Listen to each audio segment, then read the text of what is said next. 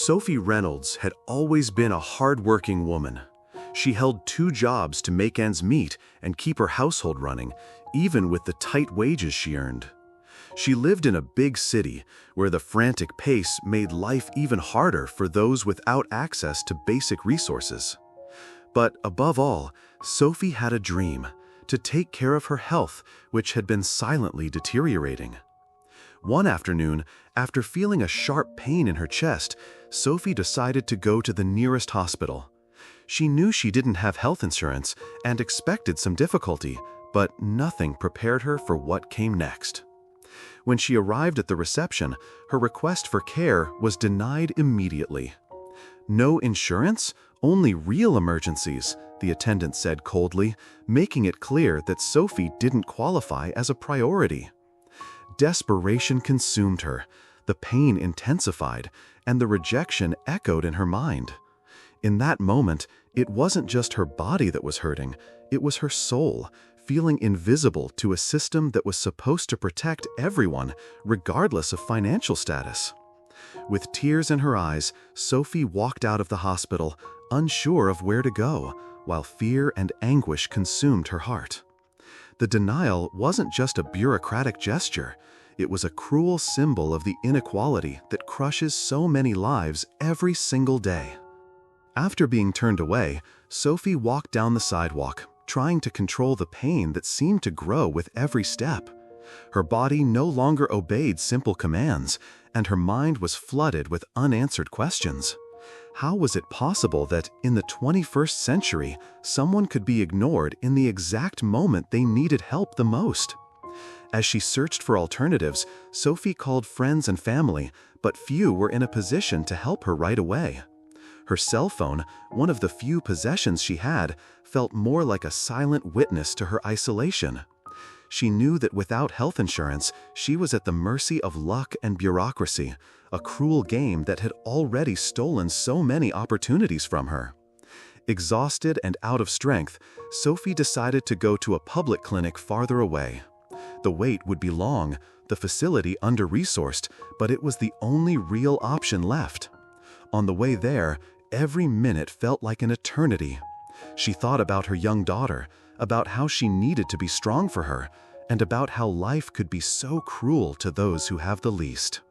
When she arrived at the clinic, Sophie was greeted with empathy, but the lack of resources and the growing number of patients made it clear that it wasn't truly a place of refuge. The pain in her chest, which had once been just uncomfortable, now threatened to take over her breath. The hope that still glimmered in her eyes began to fade. At that public clinic, Sophie was finally seen by a doctor, but the news she received felt like a punch to the stomach. A serious heart condition required immediate treatment and constant monitoring. The doctor explained that without proper care, the consequences could be fatal. Sophie felt the ground disappear beneath her feet. How would she pay for all of it? How could she get treatment when she barely had money for the basics? The public healthcare system, already overwhelmed, could barely offer the support she needed. Sophie was told to return several times for tests, consultations, and possibly surgeries, which could take months to schedule, if she was even lucky enough to get a spot. Her reality was brutal. While those with private health insurance had quick and efficient access to care, she was fighting against time, pain, and injustice. As she left the clinic, the cold afternoon air seemed to freeze not only her body, but also her hope. She knew she had to stay strong, not just for herself, but for her daughter, who depended on her for everything. The bills piled up, the days passed, and the weight of uncertainty crushed her more each day. Sophie felt trapped, caught in a system that society often closes off to those without the magic card of private insurance. And in that moment, she made a promise to herself. She would do everything in her power to change that reality, even if it cost her everything she had. In the weeks that followed, Sophie fought hard to receive care. The lines, the long waits, and the rejections became part of her daily life. Every appointment felt like a titanic effort, and the fear of her condition worsening never left her. Time was not on her side, but she had no choice but to wait and endure. Meanwhile, her job began to demand more from her, and physical exhaustion piled on top of emotional distress. At night, when she got home, Sophie could barely climb the stairs without losing her breath. Her young daughter, innocent and perceptive, sensed something was wrong, but didn't understand the full scope of her mother's struggle. Sophie found strength in small moments of hope, a kind word, a gesture of solidarity, a genuine smile. But the system kept failing her, as if her pain didn't matter. Every closed door was a painful reminder of the inequality that runs through public health care, especially for those without insurance. It was at this point that Sophie realized she had to go beyond her own fight.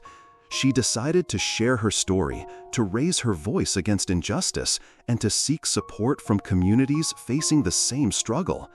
Her personal pain began to transform into a collective cry for change. Sophie's courage began to draw attention. She found support groups on social media, people who, like her, had been victims of inequality in accessing healthcare. Sharing her experiences brought not only comfort, but an unexpected strength, the realization that she was not alone. With the help of these groups, Sophie received guidance on rights and resources she hadn't known existed. She discovered there were ways to seek legal and medical assistance even without health insurance. Little by little, she began to feel less invisible, more capable of fighting against a system that seemed determined to discard her.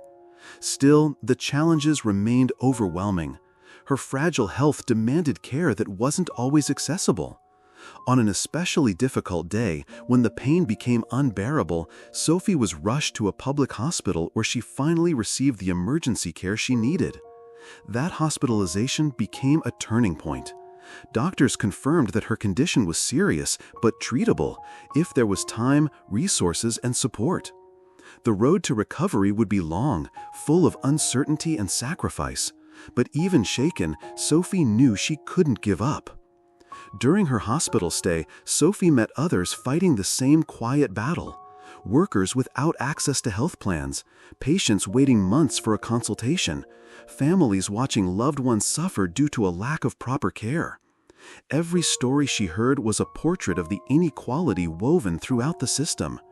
Despite the difficulties, Sophie found strength in the dedication of healthcare workers who, even with limited resources, treated patients with compassion.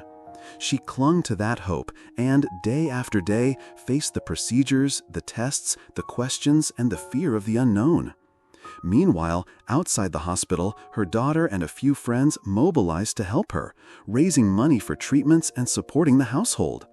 Solidarity became a light in the darkness, showing that even within a broken system, human connection could still make a difference. But Sophie's real battle was yet to come. After being discharged, she needed constant care, regular appointments, and expensive medication, all extremely difficult for someone in her position. And it was at that very moment that injustice revealed itself most cruelly. Back in her routine, Sophie faced a new challenge, continuing her treatment outside the hospital. The cost of medication and medical appointments was an almost insurmountable barrier. The bureaucracy involved in obtaining public assistance felt like a maze where every form was a new closed door. She felt the weight of responsibility, not just for her own life, but for her daughters, who depended entirely on her. Her nights were filled with doubt, sleepless hours, and the constant worry of how to pay the bills while taking care of her health. Amid this storm, Sophie decided to turn her pain into action. She started a blog to share her story, expose the injustices of the healthcare system, and support others going through the same struggle. Little by little, her voice gained reach, mobilizing people and drawing attention to a problem many prefer to ignore. Her fight was no longer just personal. It became a battle against structural inequality, against a system that punishes those without private insurance and leaves lives at the mercy of chance. Sophie's story, marked by pain and perseverance, didn't end in silence. With the support of the community she helped create, her voice echoed beyond social media, reaching human rights organizations and social justice movements. Campaigns began to emerge, demanding real changes in access to public health care. Despite all the obstacles, Sophie managed to stabilize her health. It wasn't easy, and she still faces daily challenges, but today she stands as a symbol of resilience and hope for many who face the same injustice. Her story reminds us that access to healthcare should never be a privilege, and that behind every statistic, there's a life, a family, a dream. If you made it this far, I'd love to hear from you in the comments. Which part of Sophie's story moved you the most? Share your thoughts, your experience, or what you wish were different in this reality. And don't stop here. Click the videos that are appearing on your screen now to discover more real and emotional stories. Stories of people who, like Sophie, face the impossible every single day. If this story made you reflect, don't forget to share it with friends and family. Here at Tales That Touch, our mission is to give voice to those who need it and to spread hope. Thank you for being with us.